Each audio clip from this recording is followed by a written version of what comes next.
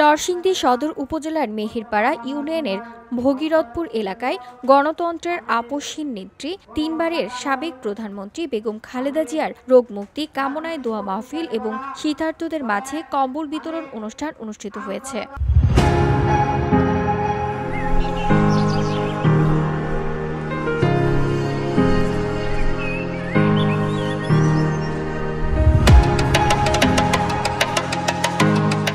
অনুষ্ঠানে প্রধান অতিথি হিসেবে উপস্থিত ছিলেন বিএনপি স্থায়ী কমিটির সদস্য ও বিশিষ্ট বুদ্ধিজীবী ডক্টর আব্দুল মঈন খান।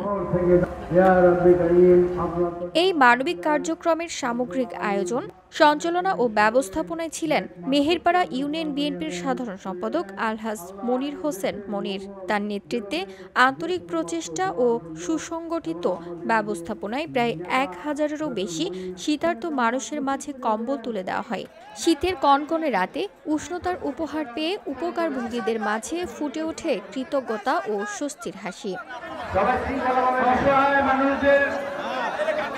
অনুষ্ঠানে সভাপতিত্ব করেন মেহেরপাড়া ইউনিয়ন বিএনপির সভাপতি আলহাজ আব্দুর রশিদ। দোয়া মাহফিলে অংশগ্রহণকারীরা দেশনেত্রী বেগম খালেদা জিয়ার দ্রুত আরোগ্য, দেশের শান্তি, সমৃদ্ধি এবং গণতন্ত্র পুনরুদ্ধারের জন্য আল্লাহর নিকট বিশেষ মোনাজাত করেন। মানবিক সহায়তা ও রাজনৈতিক দায়িত্বশীলতার সমন্বয়ে এই আয়োজনটি এলাকাবাসীর কাছে অত্যন্ত তাৎপর্যপূর্ণ হয়ে ওঠে।